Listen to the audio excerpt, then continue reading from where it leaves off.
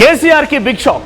మొన్నే కేసీఆర్ మీడియా సమావేశం పెట్టి కాంగ్రెస్ పార్టీ ప్రభుత్వానికి ఇవ్వాల్సినంత టైం ఇచ్చేసాం, ఇక టైం ముగిసింది, టోల్ తీస్తానని చెప్పారు లేదు. అంతలోనే రేవంత్ ప్రభుత్వం కేసీఆర్కి ఒక బిగ్ షాక్ ఇచ్చింది. ఫోన్ ట్యాపింగ్ కేసులో కేసీఆర్కి నోటీసులు జారీ అయ్యాయి. అయితే కేసీఆర్తో పాటుగా హరీష్ రావుకి నోటీసులు ఇవ్వాలని సిట్ నిర్ణయించినట్టు తెలుస్తోంది. అయితే ఫోన్ ట్యాపింగ్ కేసులో కేసీఆర్ నోటీసులు ఇవ్వడం అంటే డైరెక్ట్గా ఇక గత ప్రభుత్వంలో ఫోన్ ట్యాపింగ్ కి సంబంధించిన అంశం పైన ఇక నిజాలని నిగ్గు తేల్చే పనిలో ఉన్నారో సిట్ అధికారి అర్థమవుతోంది.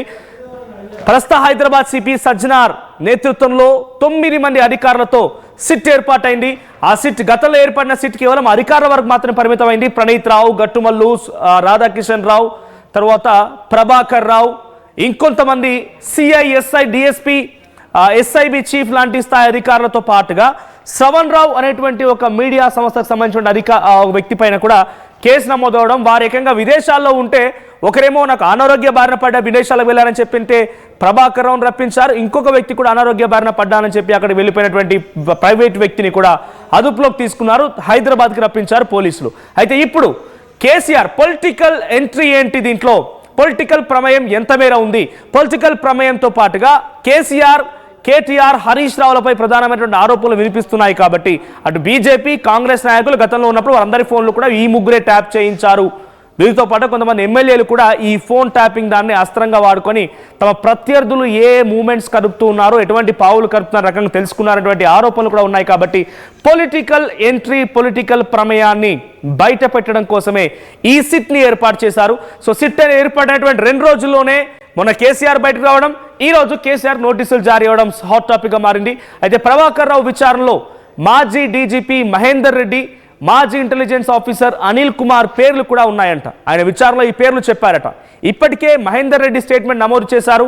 అసెంబ్లీ సమావేశాల తర్వాత కీలకమైనటువంటి పొలిటీషియన్స్ ని కూడా విచారించే అవకాశం ఉంది. పొలిటీషియన్స్ ఎందుకు ఇంకా చెప్తూ దాచడం ఎందుకు, డైరెక్ట్గా కేసీఆర్ని, హరీష్ రావుని, కేటీఆర్ని విచారించే అవకాశం ఉంది. దీంట్లో ఇంకా ఆ కుటుంబానికి సంబంధించిన ప్రజాప్రతినిధులు కానీ లేదంటే ఆయా పార్టీకి సంబంధించిన ప్రజాప్రతినిధులను కూడా విచారించే అవకాశం ఉంది. ఇతర రాజకీయ నేతలకు కూడా నోటీసులు ఇవ్వాలని ఆలోచిస్తున్నారట. సో ప్రస్తుతానికి కేసీఆర్కి బిగ్ షాక్ తగిలింది. మొన్న ఆయన బయటకు వచ్చి కాంగ్రెస్ తోలు తీస్తానని చెప్పినంతలోనే ఇప్పుడు కేసీఆర్కి నోటీసులు జారీ అవడం కొంత హాట్ టాపిక్గా మారింది. సో సిచ్యువేషన్ కొంత ఎక్స్ట్రీమ్ అయిపోయింది. ఒకసారి మొన్న మీడియా సమావేశంలో కేసీఆర్ కాంగ్రెస్ ప్రభుత్వం పైన ఎటువంటి వ్యాఖ్యలు చేశారో చూద్దాం. మేము అదొకటి అడ్డం పొడుగు మాట్లాడి, కిరికిరి మాటలు మాట్లాడి, ఈ కారు కూతలు కూసి ఏదో చేస్తామనుకుంటే నడవదిగా. ఈ ఏడాది దాకా వేరే కథ, రేపటి నుంచి వేరే తోలు తీస్తాం. ఎక్కడికక్కడ ప్రజలు ఖచ్చితంగా ఎక్కడికక్కడ నిలబెట్టే ప్రయత్నం చేస్తాం. అడుగున చెక్ చేస్తాం, ప్రతి విషయంలో చెక్ చేస్తాం. Sufficient time we have given. మేము తొందరపడి మేము ఎందుకు కనేరి అయ్యి మా ప్రభుత్వం పోయింది వీళ్ళు వచ్చింది అనేటువంటి ఒక పిచ్చి అయ్యి అట్లా మేము చేయలే, అటువంటి వాడికి పోలే. ఇష్యూల మీద పోరాడుతున్నాం, ఒకే ఫీజు ఎంబర్స్ మీద పోరాడుతున్నాం, ఇంకొక పోరాడుతున్నాం, రకరకాల భూదందాల మీద, దోపిడీ మీద, అలాగా చెర్ల మీద, చెర్ల మీద పోరాడుతున్నాం. పార్టీ కొట్టాడుతున్నది, తప్పదు కాబట్టి కొట్టాడుతాం. ఇప్పుడు మొత్తం మొదటికే ముప్పు వచ్చే పరిస్థితి ఉంది. తప్పని పరిస్థితి నేను బయలుదేరినప్పుడు తప్పదు. అటు కేంద్రాన్ని ఎక్స్పోజ్ చేస్తాం, ఇటు రాష్ట్రాన్ని ఎండగాడతాం ప్రజల మధ్యలో. ఖచ్చితంగా ఇలా మొత్తం విస్తారంగా మాట్లాడినాం, చర్చించినాం. చాలా పెద్ద ప్రజా ఉద్యమాన్ని శ్రీకారం చుడతాం కంపల్సరీ. సో కేసీఆర్ ఏమంటున్నారంటే we have given enough time for the government, rest తీసుకున్నాం, అయిపోయింది, ఇక అంతు చూస్తాం, తోలు తీస్తామన్నారు. మేబీ గవర్నమెంట్ కూడా we have given enough time to KCR. Phone tapping టైంలో ఇంకా కూడా చాలా టైం ఇచ్చాం, ఇప్పటికే ఇక ఇచ్చే సమయం అవసరం లేదు అని కూడా గవర్నమెంట్ భావించి ఉంటుంది. సో రాజకీయ ప్రమేయాలపై నిగ్గు తేల్చాలనే ఉద్దేశంతో 9 మంది అధికారులతో సిట్ని ఏర్పాటు చేసింది. We have given most enough time అని కేసీఆర్ అన్నట్టుగానే ప్రభుత్వం కూడా we have given most enough time అని అటు ప్రభుత్వం కూడా భావించినట్టుగా ఉంది. సో ఇకపై ప్రజా ఉద్యమం చేస్తాం, ప్రజల్లో ఉంటామన్నట్టుగానే మొదటికే ముప్పంచే అవకాశం కూడా ఉంది అనేటువంటి మాటని కేసీఆర్ మాట్లాడడంతో ఇలాగే వదిలేస్తే ఈ పోలీస్ అధికారాన్ని లేకపోతే యంత్రాంగాన్ని దగ్గర పెట్టుకొని ప్రభుత్వాలన్నీ కూడా ఫోన్ ట్యాపింగ్ అనేటువంటి పేరిట జర్నలిస్టులు, ప్రజాప్రతినిధులు, వ్యాపారులు, సినిమా రంగానికి సంబంధించిన హీరోలు, హీరోయిన్లు వాళ్ళ సంసారాల్ని కూడా కూల్చివేశారనేటువంటి ఆరోపణ ఇప్పుడున్నటువంటి మంత్రివర్గంలో చాలా మంది కూడా గత ప్రజాప్రతినిధుల పైన, అలాంటి కేటీఆర్, కేసీఆర్ల పైన ఆరోపించిన విషయం తెలిసిందే. సో ఇది ఇంకా వదిలేస్తే ముప్పు వచ్చే అవకాశం ఉందని ప్రభుత్వం కూడా భావించిందేమో. సో ఆ ముప్పు రాకుండా ఎనఫ్ టైం ఇచ్చాం కాబట్టి ఇప్పుడు వేటాడడం మొదలుపెట్టింది. సో రాజకీయ ప్రమేయాన్ని నిగ్గు తేల్చే విధంగా ప్రభుత్వం ప్రయత్నం చేస్తోంది. సజ్జనార్ రంగంలో దిగారు మరి ఆయన. సో గతంలో ఎటువంటి ఇష్యూ అయినా కూడా సజ్జనార్ హ్యాండిల్ చేసే విధానం కొంత డిఫరెంట్గా ఉంటుంది. ఎక్స్ట్రీమ్ అవుతే కనుక డైరెక్ట్గా ఇక ఆయన ఎన్కౌంటర్ చేసే సందర్భాలు కూడా ఉన్నాయి. ఎన్కౌంటర్ స్పెషలిస్ట్గా కూడా సజ్జనార్కి పేరుంది. మరి ఈ సజ్జనార్ నేతృత్వంలో ఏర్పడినటువంటి ఈ సిట్ రాజకీయ ప్రమేయాన్ని నిగ్గు తేల్చాల్సినటువంటి సిట్ మరి ఏం చేస్తుంది? కేసీఆర్, కేటీఆర్, హరీష్ రావు, సంతోష్ రావు, రకరకాలుగా ఇంకా నియోజకవర్గ స్థాయిలో ఎమ్మెల్యేలుగా ఉన్న వారి యొక్క ప్రమేయాన్ని ఎలా బయటపెడుతుందో చూడాలి. ప్రస్తుతానికి కేసీఆర్ నోటీస్ ఇవ్వడం పైన ప్రతినిధి మధు అందుబాటులో ఉన్నారు. మధు, సో కేసీఆర్ సంబంధించి అంటే ముందుగా ఈ సిట్ ఏర్పాటు అయింది 2 days బ్యాక్ మనం మాట్లాడుకున్నాం. రాజకీయ ప్రమేయాన్ని నిగ్గు తేల్చడం కోసమే. సో ఇప్పుడు అందులో భాగంగానే కేసీఆర్కి నోటీసులు జారీ అయ్యా. అంటే తన వాంగ్మూలంలో ఎక్కడైనా ప్రభాకర్ రావు, కేసీఆర్, కేటీఆర్, హరీష్ రావుల పేర్లు ఎత్తుకున్నారా? గతంలో రాధాకిషన్ ఇతరాత్ర వాళ్ళు విచారణ చేసినప్పుడు కూడా కొన్ని లీక్స్ బయటకు వచ్చాయి. వాళ్ళు ఈ రాజకీయ నాయకుల పేర్లు చెప్పినట్టుగా, పెద్ద సార్ అనేటువంటి పదాన్ని ఉపయోగించినట్టుగా. సో సిచ్యువేషన్ ఏంటి? కేసీఆర్ నోటీస్ ఇవ్వడంతో బీఆర్ఎస్ రియాక్షన్ లా ఉంది. అంటే అసెంబ్లీ సమావేశాల తర్వాత నోటీస్ ఇచ్చేటువంటి అవకాశం ఉన్నటువంటి చర్చ కొనసాగుతుంది. 9 మంది కీలకమైనటువంటి సీనియర్ ఐపీఎస్ అధికారులతో స్పెషల్ సిట్ ఏర్పాటు చేశారు. గతంలోనూ సిట్ ఏర్పాటు చేశారు. ఆ సిట్ కేవలం కొద్ది మందికి సంబంధించినటువంటి విషయంలో రాధాకిషన్ కానీ ఇంకా మరి కొద్ది మందికి సంబంధించినటువంటి ప్రణీత్ రావు కానీ వీరికి సంబంధించిన దాంట్లో విచారణ చేశారు, రికార్డ్ చేశారు వారి వాంగ్మూలాలను, దానిపైన ఎంక్వైరీ చేశారు. ఏ నెంబర్లో ఆ డేటా ఎక్కడ ధ్వంసమైంది, ఆ డిజిటల్ ఎవిడెన్స్ ఎందుకు ధ్వంసం చేశారు అనేటువంటిది దానిపైన దృష్టి పెట్టారు. తర్వాత ప్రభాకర్ రావు వచ్చిన తర్వాత ప్రభాకర్ రావుని ఇప్పటికి పలు దఫాలు పోలీసులు విచారణ చేశారు. విచారణలో సరైన సమాధానాలు చెప్పట్లేదు, పూర్తి సమాచారం పోలీసులు అడిగిన వాటికి సహకరించట్లేదు అనేటువంటి చర్చ గత కొంతకాలంగా సర్కిల్లో జరుగుతూనే ఉంది.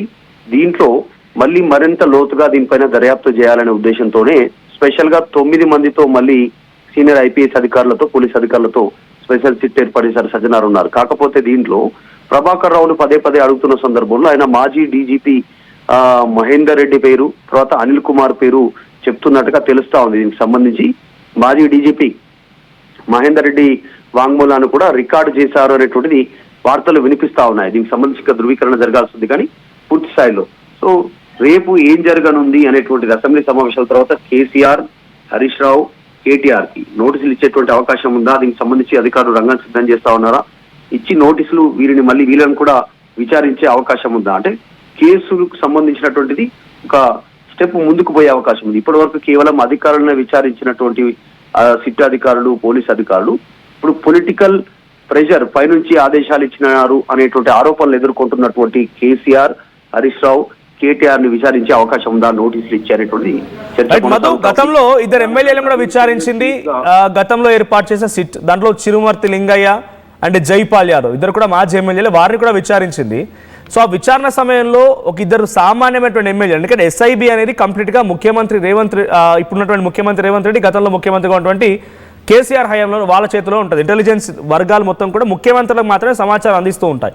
అటువంటి ఇంటెలిజెన్స్ నిఘా వ్యవస్థ ఒక తప్పుదో పట్టించే విధంగా ఎవరి ఫోన్లు పడితే వాళ్ళ ఫోన్లు ట్యాప్ చేసిన నేపథ్యంలో ఒక సామాన్యమైనటువంటి ఎమ్మెల్యే ఆ ఎస్ఐబి చీఫ్ వరకు ఎలా వెళ్ళగలిగాడు? అంటే ఉన్నటువంటి 119 ఎమ్మెల్యేలో ఆయన వన్ ఆఫ్ ద మెంబర్ మాత్రమే, కానీ ముఖ్యమంత్రి అనేది చాలా ప్రెస్టీజియస్ పొజిషన్ అది. సో ఆ ఎమ్మెల్యే ఎస్ఐబి వరకు ఎలా వెళ్ళగలిగాడు? ఎవరి ఫోన్లు ట్యాప్ చేయించగలిగాడు? ఆ 2 ఎమ్మెల్యేల విచారణలో ఏదైనా విషయాలు బయటపడ్డాయా? గతంలో ఆరోపణలు ఉన్నాయి.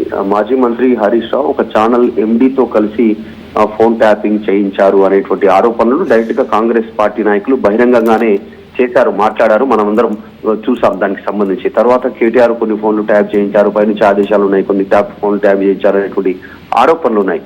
ఇప్పుడు ఈ వస్తున్నటువంటి ఆరోపణలకు సంబంధించి ఈ సిట్ ఏర్పాటు చేస్తారు కాబట్టి దీంట్లో నెక్స్ట్ ఫ్యూచర్ లో ఫర్దర్ గా హోంశాఖకు సంబంధించినటువంటి సెక్రటరీ కానీ, మాజీ డీజీపీ సంబంధించినటువంటి వ్యక్తులు కానీ, ఏదో ఉన్నత పోలీస్ అధికారులు వీరందరికీ కూడా సిట్టు వీరితో పాటు నోటీసులు జారీ చేయాల్సిన అవకాశం ఉంది. ఫోన్ ట్యాపింగ్ ఎవరి నెంబర్లు ట్యాప్ చేయమని చెప్పారు, పైనుంచి వచ్చిన ఆదేశాలు ఎలా ఉన్నాయి అనేటువంటిది మెయిల్ రూపంలో, లెటర్ రూపంలో, మౌఖిక రూపంలో ఏ రకంగా వచ్చాయి, ఎవరు ఆదేశాలు జారీ చేశారు, అట్లా ఎన్నిసార్లు జారీ చేశారు, ఎందుకు నక్సల్స్ జాబితాలో ఆ నెంబర్లను ఉంచి ఫోన్ ట్యాప్ చేయాల్సినటువంటి అవసరం ఉంది, రికార్డ్ చేసిన తర్వాత ఆ డేటా ఎవరికి పంపారు ఆ డేటా ఇప్పుడు ఎక్కడుంది, ఆ డేటాను ఎవరు ఇవ్వమని చెప్పారు అనేటువంటి దానిపైన దర్యాప్తు చాలా సీరియస్ గా దర్యాప్తు చేస్తా ఉంది. చాలా టైం బౌండింగ్ పెట్టుకుంది. నెల నుంచి 2 నెలల లోపలనే ఈ కొత్తగా ఏర్పాటైనటువంటి సిట్ పూర్తి చేయాలి, దీనిపైన పూర్తి స్థాయిలో దృష్టి పెట్టాలనేటువంటిది ప్రభుత్వం నుంచి ఆదేశాలు ఉన్నాయి. సో ఆ ప్రెషర్ ఉండడం వల్ల పూర్తి స్థాయిలో దృష్టి పెడతా ఉన్నారు. చూడాలి, అసెంబ్లీ సమావేశాల తర్వాత మరోసారి ఫోన్ ట్యాపింగ్ సంబంధించిన విషయం పెద్ద ఎత్తున రాష్ట్ర వ్యాప్తంగా చర్చనీయాంశమయ్యే అవకాశం ఉంది. ఆఫ్ కోర్స్ కేసీఆర్ ని కానీ, హరీష్ రావు కానీ, కేటీఆర్ కానీ నోటీసులు అందుకుంటే మధు, ఇప్పుడు కేసీఆర్ కి వచ్చిన నోటీసుల్లో కేసీఆర్ కి నోటీసులు ఇచ్చే అవకాశం ఉందా, ఇచ్చారా? ఒకవేళ ఇస్తే ఏ అంశాలని పొందుపరిచే అవకాశం ఉంది? విచారణకు పిలుస్తారా? ఇప్పటికీ ప్రభాకర్ రావుకు సంబంధించినటువంటి విషయంలో 618 నెంబర్లను ట్యాప్ చేశారు అనేటువంటిది అధికారులు ఆయన ముందు లిస్టు పెట్టినట్టుగా తెలుస్తా ఉంది. దానికి ప్రభాకర్ రావు ఆన్సర్ చెప్పట్లేదు. మాజీ డీజీపీ మహేందర్ రెడ్డి ఆదేశాల మేరకు మేము చేస్తామనేటువంటిది ఆయన సమాధానం చెప్తున్నట్టు తెలుస్తుంది. ఏది అడిగినా మహేందర్ రెడ్డి మాజీ డీజీపీ ఆయన ఆదేశాల మేరకు చేస్తాం, ఆయన ఆధ్వర్యంలోనే పనిచేస్తామని చెప్పినట్టుగా సమాచారం అందుతా ఉంది. మరి కేసీఆర్ కు నోటీసులు అందితే లీగల్ గా ఫైట్ చేసే అవకాశం ఉందా? ఎందుకంటే పాలనాపరమైనటువంటి పరిస్థితిలో ఉన్నటువంటి వాళ్ళు, ఇప్పుడున్నటువంటి ముఖ్యమంత్రి రేవంత్ రెడ్డి కానీ, గతంలో కేసీఆర్ కానీ, గతంలో పనిచేసిన ముఖ్యమంత్రులు కానీ, సాధారణంగా ప్రభుత్వంలో జరిగేటువంటి రెగ్యులర్ ప్రాసెస్ అది. జనరల్ గా ఫోన్ ట్యాపింగ్ వ్యవహారం అనేటువంటిది రాష్ట్ర భద్రతకు సంబంధించి, దేశ భద్రతకు సంబంధించి జరిగేటువంటి వ్యవహారమే దాంట్లో. కానీ నిజంగా వాళ్ళు చెప్తేనే చేస్తారు అనేటువంటి ఆధారాలు దొరికే పరిస్థితి ఉంటుందా ఇప్పుడున్న సిచ్యువేషన్ లో? చూడాలి ఏం జరుగుతుందో. ఒకవేళ కేసీఆర్ నోటీస్ అందుకుంటే మాత్రం రాష్ట్ర వ్యాప్తంగా, దేశవ్యాప్తంగా ఇది పెద్ద ఎత్తున చర్చనీయాంశం అయ్యేటువంటి అంశంగా మారే పరిస్థితి. Right, thank you Madhu. So మొత్తంగా కేసీఆర్ కి ఇటు సిట్ అధికారులు కొంత ఎక్స్టెన్సివ్ గానే వెళ్ళిపోయి విచారించే అవకాశం కనబడుతోంది. కేసీఆర్ నోటీసులు ఇస్తారనే ఒక అవకాశం కనబడుతోంది.